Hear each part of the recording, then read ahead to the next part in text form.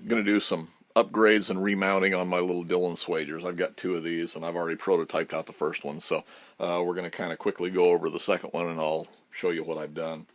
I've always just mounted these in the bench vise just like this, operated them just as Dillon recommends, and it takes your crimp out of your primer pockets on military brass. So I've always mounted it in a vise, and it's worked fine for me. I've been changing the reloading room around just a little bit and trying to do some modifications to it. And I mounted a RCBS base plate, one of their adapters, so you can interchange your different components onto that base plate so they're not permanently mounted to your bench. And I've had it for several years, never really mounted it, wasn't sure that I wanted to use it, but I was moving around the stuff in my little section of bench, and I'll show that once we get this all done, and was running short on space. As we know, I have no space in my reloading room, too much crap and not enough room. So I ended up and pulled the RCBS powder measure that I had bolted down to the bench off of there, and I mounted this base plate in a little bit different position. It freed up quite a bit of bench space right in front of me where I single stage load. So I decided I was going to adapt these to that base plate, as well as I'm going to do several of the accessories that I've got over time. So I thought while I'm doing it, I'm going to do some of the upgrades that some of the guys are doing to these Swagers, and they're doing a automatic eject. They're calling it an automatic eject. It pulls your case back out. So the way the operation is this is you're at rest. You load your case on, sets on there, and that cams down and pushes your primer or swages out your primer pocket. So then when you run the handle back this way, you open it up here. What they've done is they've run a cable from the handle so that when it's in this position, it's spring loaded. They're spring loading this portion so it pulls it in. This one's awful stiff. So it pulls it in, and then when you pull the handle back out there, the cable runs around behind. Usually they've drilled and tapped it here, and it opens this back up automatically. So you can operate the machine one-handed and just load and unload your cases with your other hand. So it speeds up quite a bit. And I've made a couple of changes to the way they've been done. A lot of the guys are drilling this handle, drilling a through hole, running your cable through there, and then putting a crimp on there, and then running it around, drilling this little lever here in the side, and putting a screw in there. So that's got both the cable that runs around to open it, and then a spring return to run this back. And for that spring return, they've attached one end of the spring here, and I've seen them drilled and tapped here and a screw put in, and then I've also seen some of them attached clear up here, depending on which spring you pick. Change that around a little bit. Both of my Swagers have got a drilled and tapped hole on the side. It's quarter 28 right here, so I'm going to put my spring return on this side. And my original intent was to drill this through hole, or this through pin, and tap it and put a screw in there and run my spring in between so it acts as an eccentric and it pulled it down.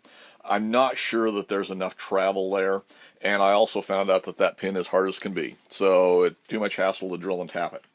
So what I've done is I've made a lever down off the bottom of this, and it attaches to my cable here and then comes up and around, and I've got a mounting bracket. I'm going to mount these vertically like this, so they'll mount to the bench like this. So what I've done is run my cable around that way, got a lever on the bottom, and then on the top section of that lever, I've ran a 3/16 pin out there, and that's what my spring attaches to. So it gives me lots of travel, and it was adjustable. So I've already done quite a bit of work on these. So let's go ahead and pull this one apart. Since we're going to do away with these little T adapters, I'll set them aside and may use them for something else at some point in time, but I think for right now everything's going to be mounted on a quick detach on the bench itself. So we'll get these out of the way.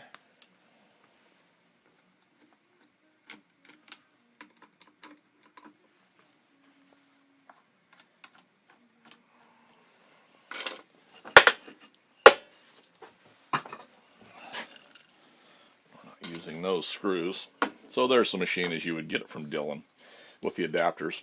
What I've done is made me a little mounting bracket like that, and it's going to go onto a base plate. When it's all said and done, we'll weld those down. And I'm going to do quick detach wing nuts on there. Some semblance of a wing nut. So what I've done is I've mounted it on here like this with some screws.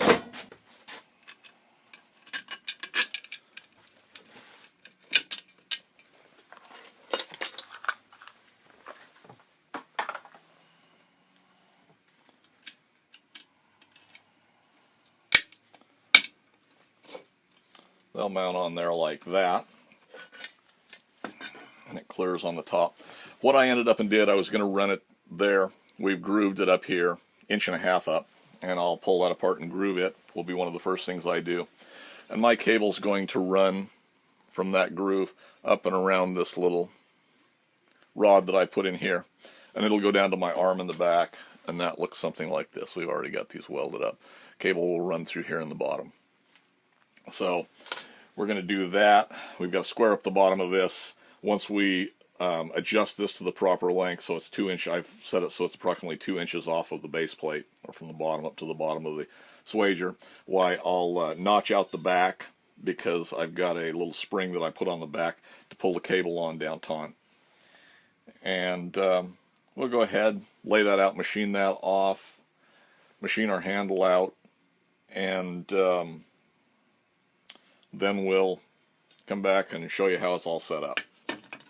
Alright, for anybody who's not familiar with disassembly of this, you'd look at these and you'd think you probably wanted to unscrew that handle, but it won't come out that way.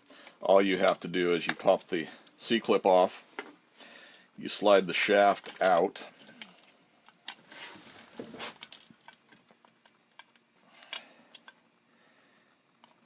and the handle comes right out. So it's notched out. Make sure that you've got the solid part down to the bottom, and that's all there is to disassembling that. So now I'm just going to lay it out, turn my groove into it, and like I say, I've come up 1.5 inches on that, and it's not super critical. That gives you lots of travel. I'll go ahead and turn my groove there, polish that down a little bit, reassemble it, and then we'll fit the cable to length. Okay, we've got our groove turned in our handle. We went back and lubed this up, got that freed up the way it's supposed to be, reset the tension on it. So now we're just going to set our crimps for our cables. And we're going to do 2 crimps on these. And what I'm going to do is make it just over the size we need for the to slide on here. We just want it to barely slide on, because of course the better it fits in the groove, the better off we're going to be.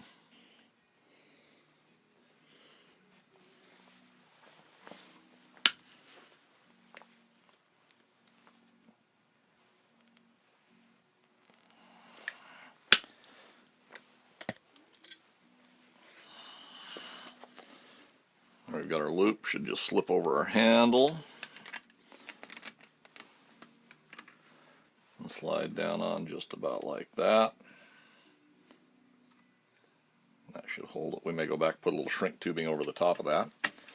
But then the way this is going to run is we're going to slide it right down through there.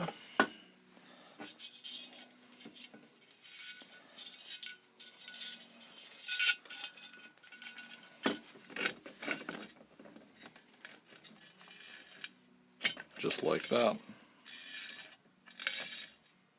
That'll work. Okay. Now the other end, we have to run it through our little bracket here.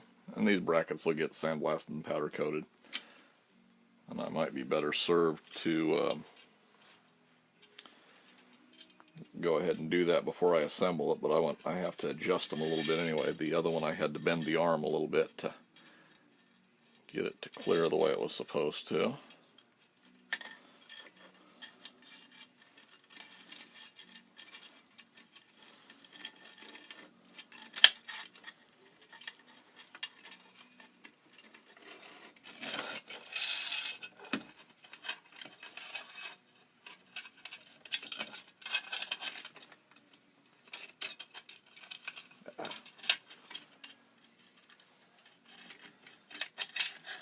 Go. It'll sit in there just about like that.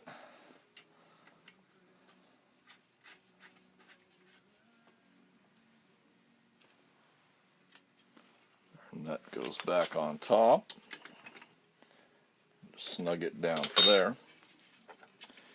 Now what we want is when we want it to fully release from here before it starts to cam this out,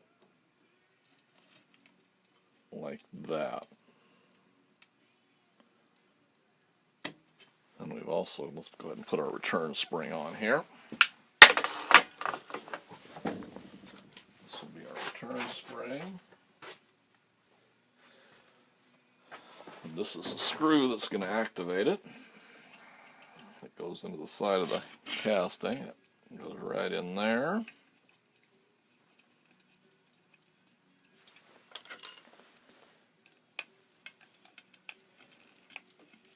Just like that. And the other end of it stretches over here.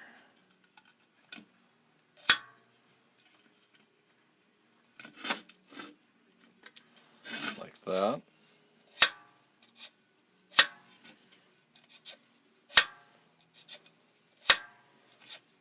May have to release the tension on that a little bit.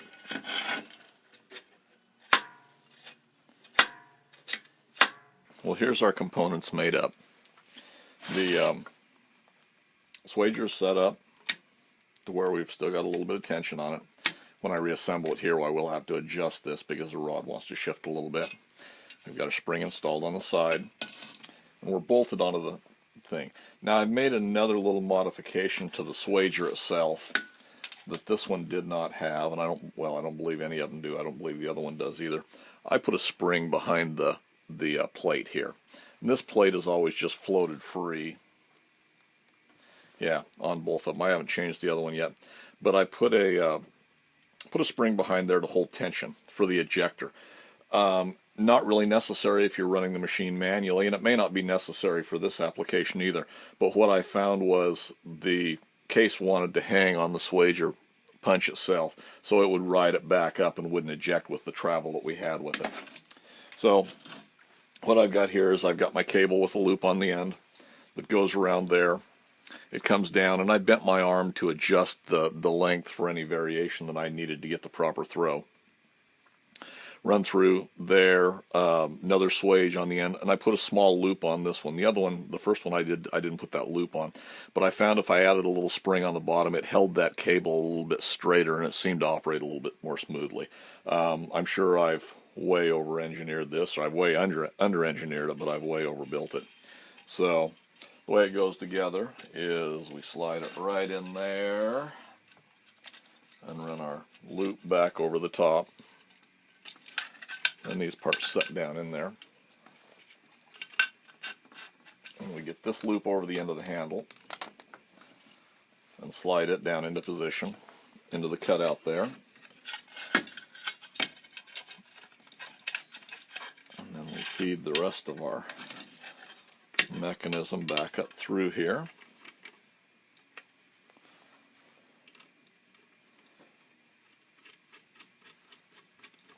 Put our nut back on top. Let's go ahead and see if we can't adjust this.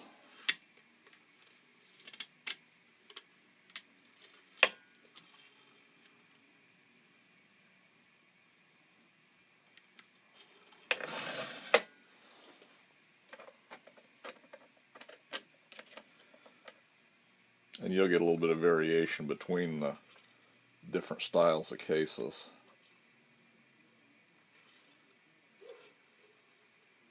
And there's where it should be the proper position, I believe. We may have to make some final adjustments on this.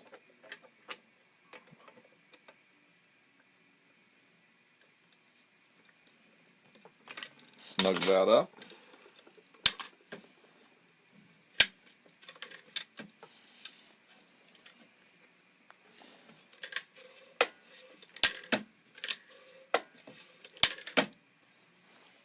Okay, and then our spring down here.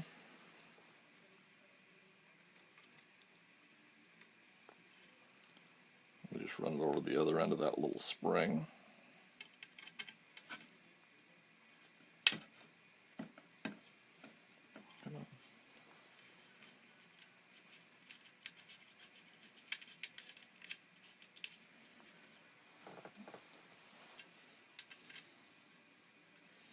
we'll disassemble this and weld it to the base plate, and then get it ready for powder coat. We'll go ahead and powder coat them up, and then we can do a final assembly on them.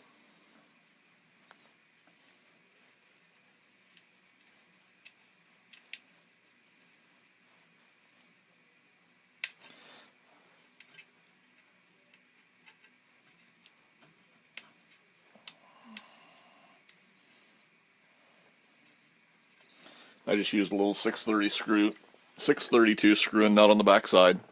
So that's like that when it operates.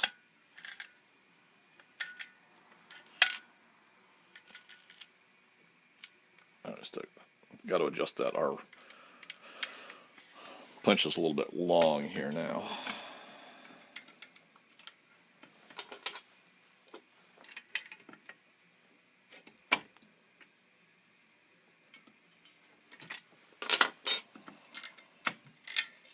There we go. So operation is just like that. There's our little return spring in the back. And all it does is help hold a little bit of tension on that cable to keep it straight.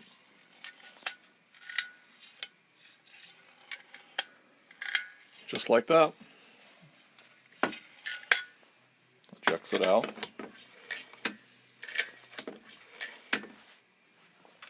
Works good. So I'm going to go ahead, disassemble it, weld the base on, and all we're doing for bases is I've just made bases. We've got 2 points where it bolts down to the mounting plate. We'll just center it up in the middle of the plate so we've got room for our thumb screws on both sides.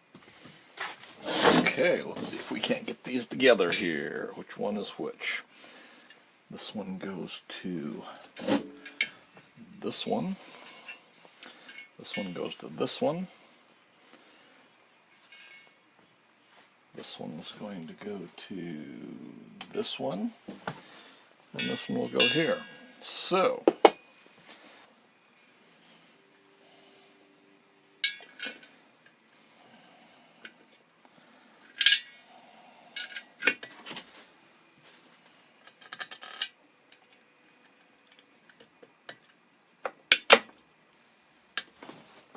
clumsy.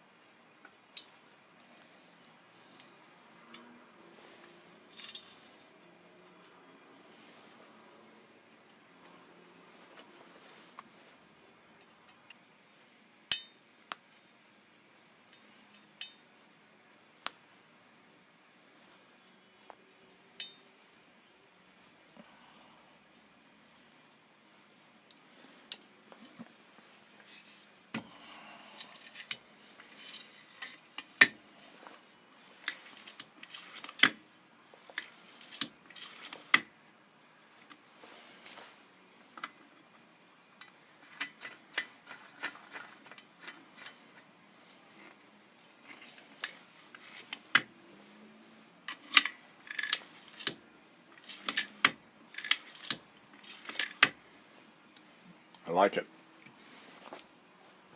We'll anchor it down onto its position where it goes. Doesn't center well, but that's alright. We can adapt that. So that's going to be our setup. We'll do the same thing for the second one, and then we'll be ready to mount them in place.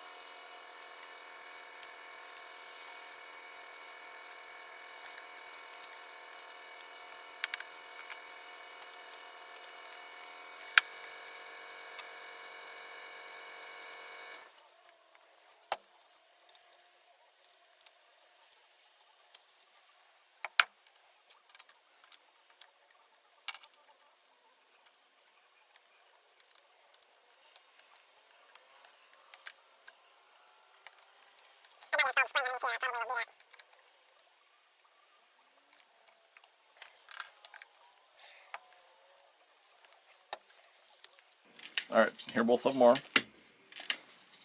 They work fine.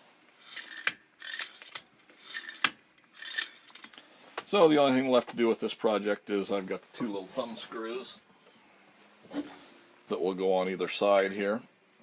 And they're for a 5/16 thread. I need a 3/8 thread, so I've got to turn a little adapter for them, so I'll just Loctite them in and make a stud. They didn't have any in the shelf there, or they didn't have a pair of them at the shelf up there at the hardware store when I was up a little bit ago, and I don't feel like waiting to order them. So I will, I just got these. Like I say, I'll turn a couple of studs, and I'll have quick detach knobs to go on the top. Once I get those turned, well, I will take them back and set them up on the bench, and we'll show you the finished product.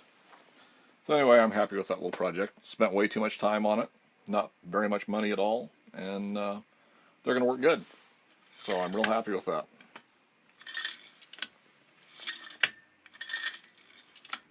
There's the crimp.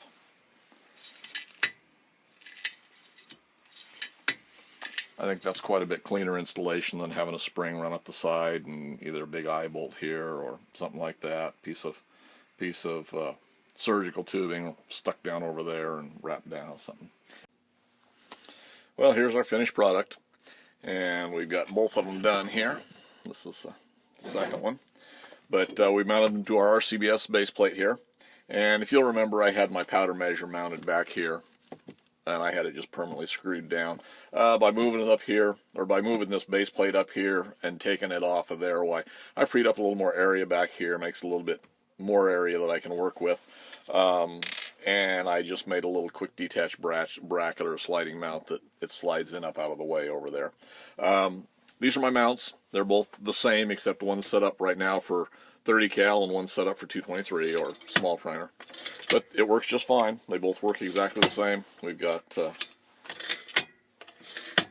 don't have any with crimp in them. I've got everything cleaned out right now. But anyway, that's the mod done. I'm pretty happy with those. I think that's going to work well. Plus, we can just interchange them. I haven't finished my knobs yet. I'll have thumb screws on them.